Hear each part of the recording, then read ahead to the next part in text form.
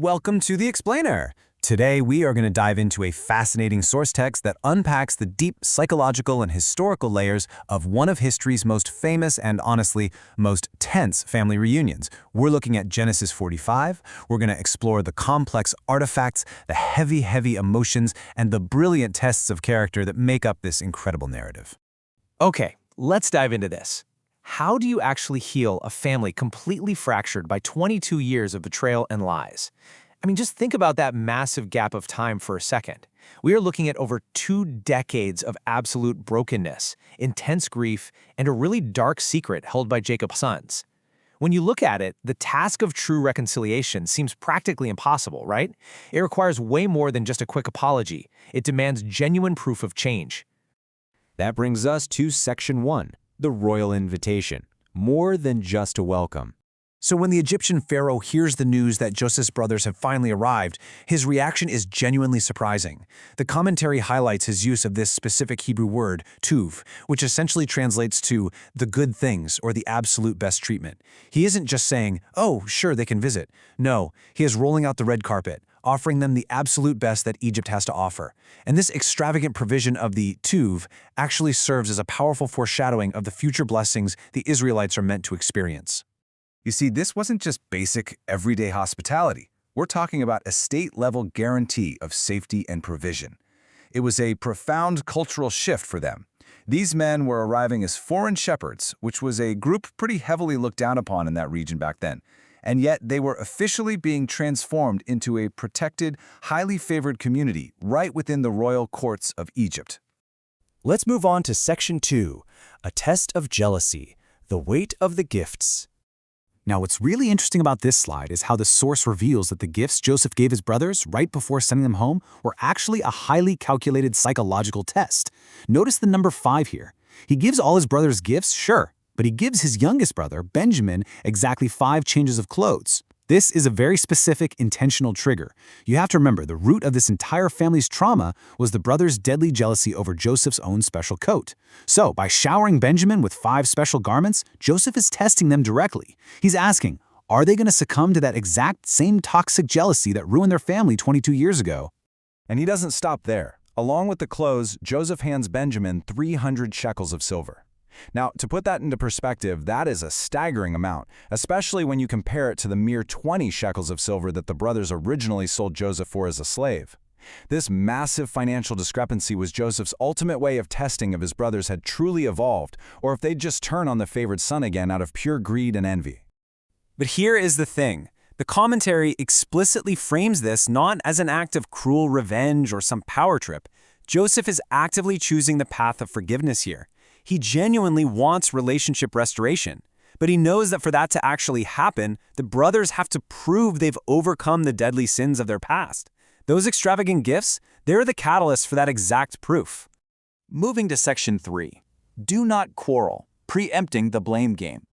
Before they even leave for Canaan, Joseph gives them some parting words, and they carry immense psychological weight for the journey home. He warns them, do not quarrel on the way. The commentary unpacks the Hebrew word used here, which is ragaz. It literally means to tremble, fear, or quarrel. Joseph knows exactly how this trip is going to go.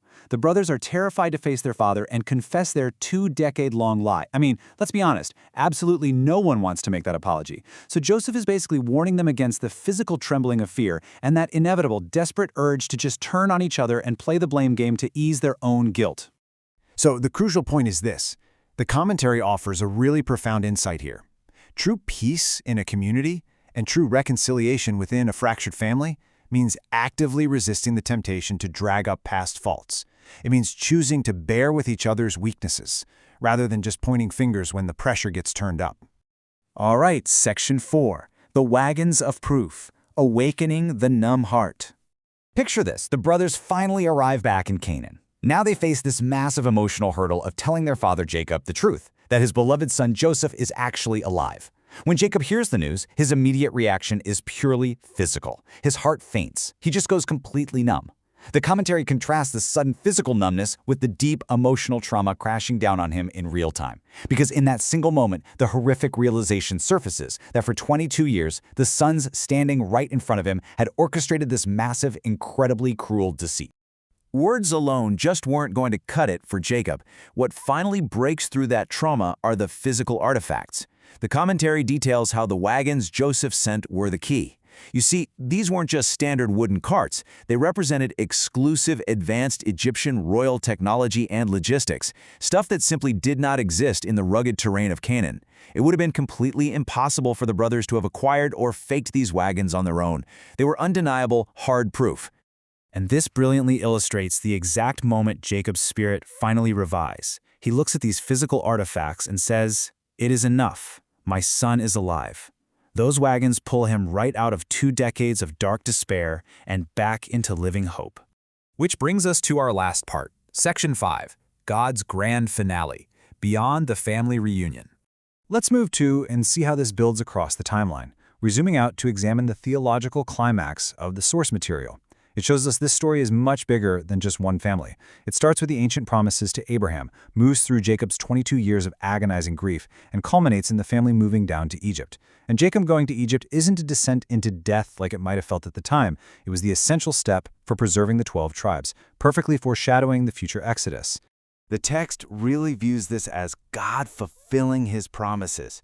It's a grand finale. It is this profound demonstration of human tragedy, famine, and betrayal being perfectly orchestrated into a beautiful, overarching narrative of salvation. That seemingly impossible reconciliation of the brothers, it was literally the key to unlocking the survival of an entire nation. Which leaves us with this final provocative thought from our explainer today. If even the absolute deepest betrayals, like literally selling a brother into slavery and lying about it for 22 years, can eventually be transformed into tools of salvation, what seemingly impossible reconciliation might be waiting in your own life? It's a profound question about trauma, forgiveness, and healing that definitely resonates far beyond just the ancient text. Thank you so much for joining me to unpack this incredible story today.